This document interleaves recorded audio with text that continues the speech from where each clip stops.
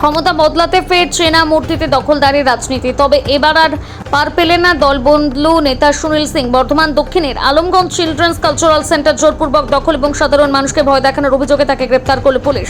এই ঘটনায় কড়া অবস্থান নিয়েছে বিজেপি নেতৃত্ব। স্পষ্ট জানানো হয়েছে, দলে কোনো তোলাবাজ বা অসামাজিক দাপট বরদাস্ত করা হবে না। 22 নম্বর ওয়ার্ডের বাসিন্দা সুনীল সিং এর রাজনৈতিক ইতিহাস বেশ বৈচিত্র্যময়। স্থানীয় সূত্রে খবর, একসময় তিনি বর্ধমান দক্ষিণের প্রাক্তন বিধায়ক খোকন দাসের ঘনিষ্ঠ অনুগামী ছিলেন।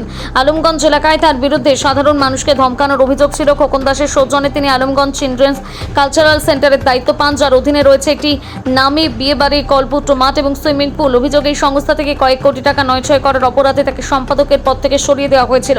সুযোগ সন্ধানী রাজনীতি। 2021 বিধানসভা নির্বাচনের আগে সুনীল সিং বিজেপিতে যোগদান। বিজেপি ক্ষমতায় না আসায় ফের তৃণমূলে ফিরে যান। 2025-এর রাজনৈতিক খাওয়া বদল এবং রাজ্যে বিজেপি সরকার ক্ষমতায় আসতে ফের গিরগিটির মতন রং বদলান। সম্প্রতি বিজেপির মিটিংয়ে তাকে দেখা যেতে শুরু করে। বেআইনি দখলদারি এবং গ্রেপ্তারি। সরকার পরিবর্তনে 24 ঘন্টা কাটতে না কাটতে নিজের পুরনো ফর্মে ফেরেন সুনীল।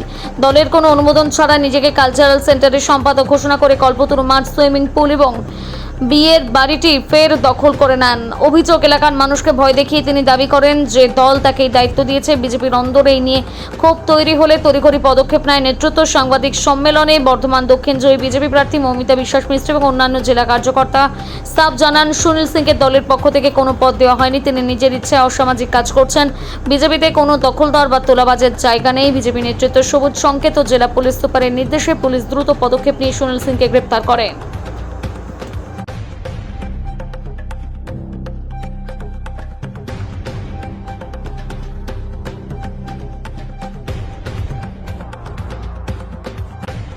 তারা ইনশিওর করছে যে কটা ঘটনা রিপোর্ট হবে সব কটা অ্যাটেন্ড করা হয়েছে এবং হচ্ছে, এবং তাতে যারা যারা জড়িত আমরা পাচ্ছি তাদেরকে কিন্তু আমরা অ্যারেস্ট করছি। কোনো সরকারি প্রতিষ্ঠানে পরিচালন পদ্ধতির একটা নির্দিষ্ট নিয়মকানুন আছে সরকারি ক্ষেত্রে। সেই রাজ্য সরকারের ক্ষেত্রে হোক, রাজ্য সরকারের অ্যাফিলিয়েটেড এনজিও যে প্রতিষ্ঠানগুলো আছে সেই ধরনের প্রতিষ্ঠান হোক, যে কোনো প্রতিষ্ঠান তার একটা নিজস্ব নিয়মকানুন আছে। দখলদারি রাজনীতির যে সংস্কৃতি, এটা আমাদের ভারতীয় জনতা পার্টির সংস্কৃতি না।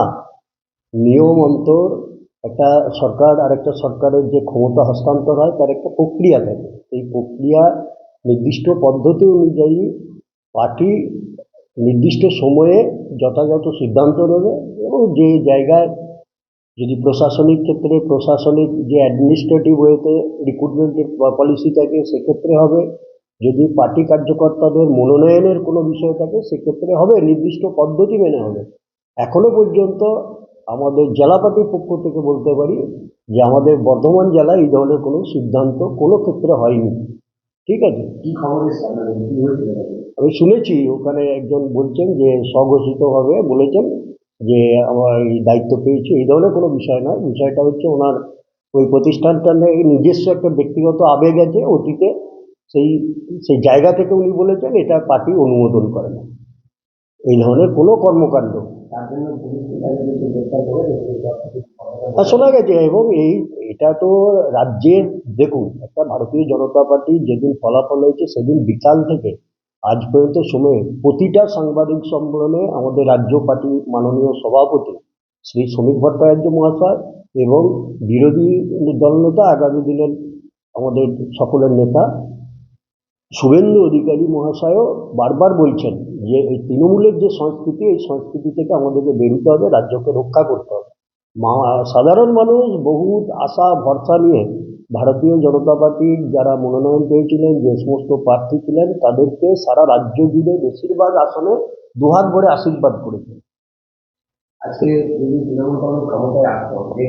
এই জন্যই তো আমরা গর্বের সঙ্গে বলি যে আমাদের ভারতীয় জনতা পার্টি হচ্ছে অন্য ধরনের পার্টি। পার্টি উইথ ডিফারেন্স, বারবার বলি। আমাদের সর্বভারতীয় নেতৃত্ব থেকে একদম যারা নিচু স্তরের আমরা কার্যকর্তা আছি, সকলে আমরা এক সূত্রে গ্রথিত হয়েছি। এই পার্টির সিদ্ধান্তের বাইরে কোনো কিছু আমরা অনুমোদন করে না, পার্টিও করে না, আমরাও বিশ্বাসও করি না। আমার নাম কল্যাণ মাঝি, চিফ স্পোক্সপারসন ভারতীয় জনতা পার্টি বর্ধমান সাংগঠনিক জেলা। প্রাক্তন বিধায়ক এটা দখল নিয়েছিল খোকন দাস। আর এখানে যত সব মানে উল্টো পাল্টা লোককে প্রবেশ করিয়ে মাঠে ঘাটে কোনো কন্ট্রোল করতে পারছে না, বেআইনি কাজ হচ্ছিল, সেটা আমাদের ইয়েতে নলেজে ছিল। এবার এরা যারা পুরনো এখন আছে, আমরা সুষ্ঠুভাবে কোনো ঝামেলা হতে দিইনি। কালকে অনেক বাইরে বাইরে ওয়ার্ডের লোক এসে এখানে ঝামেলা করতে চাইছিল, সবকে বুঝিয়ে রেখেছি। এটা আমাদের পুরনো কমিটি, নতুন কমিটি যেতে হবে, সব মিলেমিশে হবে, কেউ কারো গায়ে হাত দেবে না, আর কোনো কিছু বন্ধ থাকবে না।